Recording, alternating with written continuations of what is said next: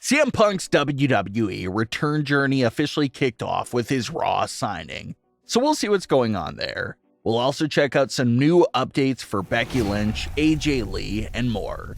Starting things off with the latest on Becky Lynch versus Nia Jax. It's a matchup that's legitimately 5+ years in the making. Becky Lynch got in the ring and touched on how Nia and herself have never stepped foot in the ring one-on-one, but how they've been connected to each other for 5 years now, ever since that history-changing broken nose moment on Raw in late 2018.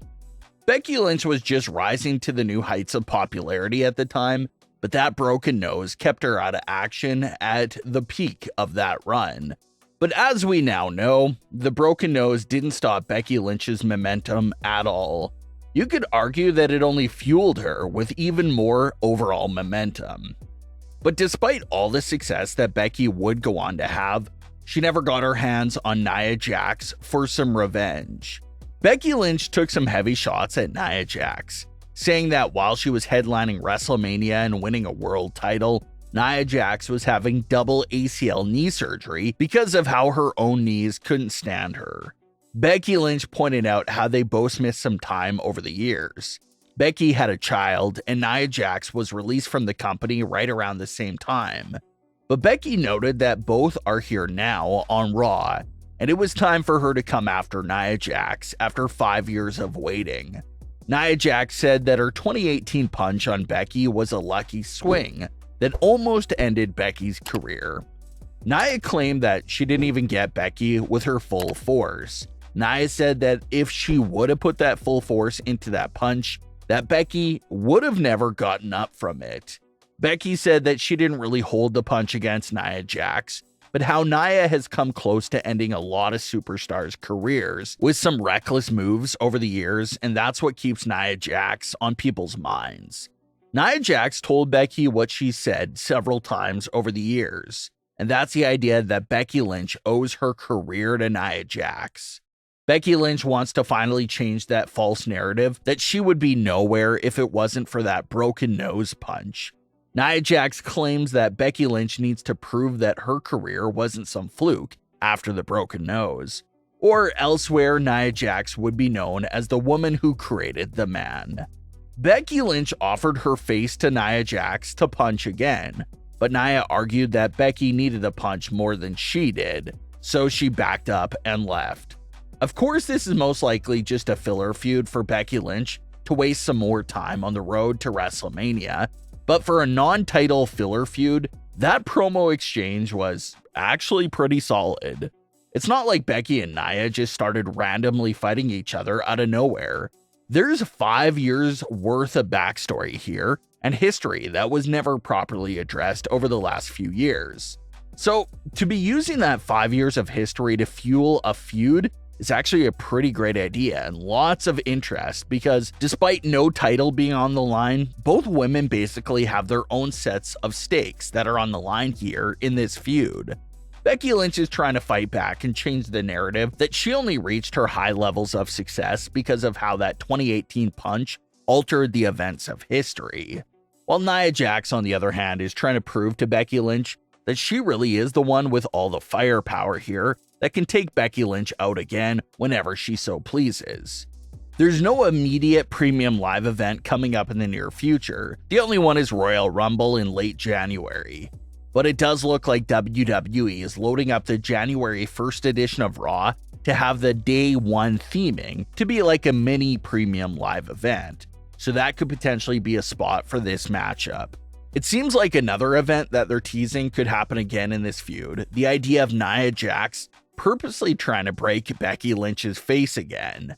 So it's definitely likely that they'll keep teasing and playing off the idea that Nia Jax just needs to land another punch again to knock Becky Lynch out for the second time.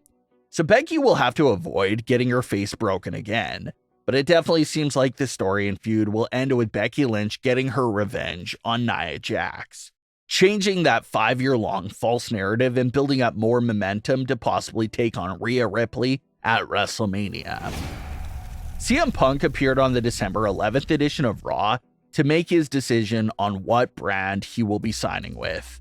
Punk talked about all the bad memories he had in the same exact building in Cleveland, from his debut with Mickie James to losing the world title and his 2014 walkout.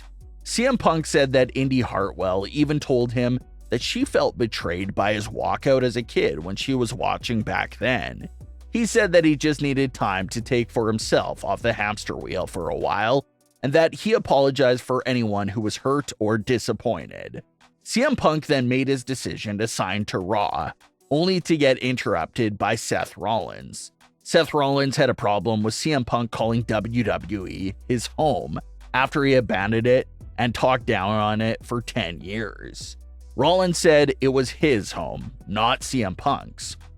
Seth Rollins said that all the fans in the roster are his family, and he'll do whatever it takes to protect them from CM Punk. Seth pointed out that this is Punk's last chance, and if he screws it up and acts out, that Seth will be right there to help slam the door shut on Punk's legacy.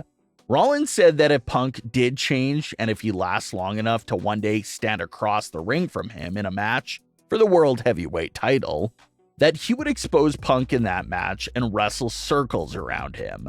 CM Punk said that he's entering the Royal Rumble and that when he wins it, he may just come after Seth Rollins and the World Heavyweight title.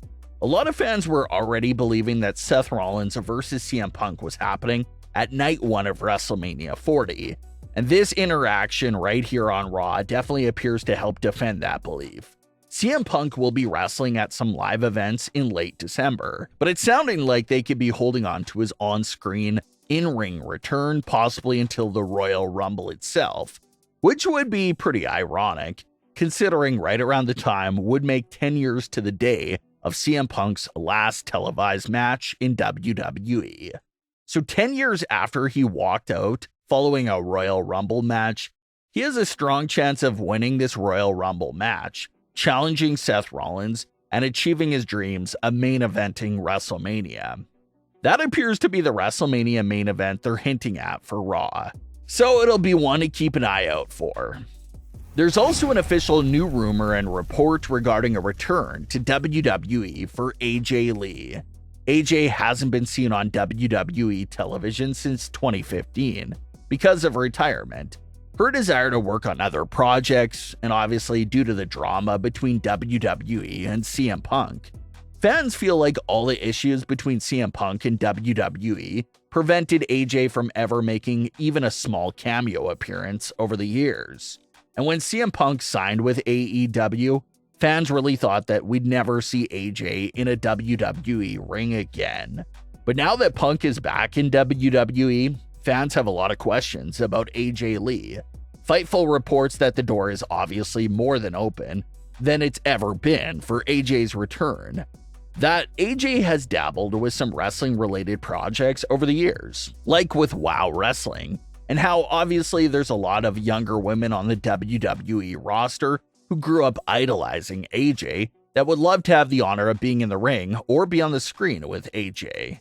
So with CM Punk now being there, and this younger generation like Cora, Roxana, Indy, and others who are all inspired by AJ, this is the best time to make a return if she so pleases.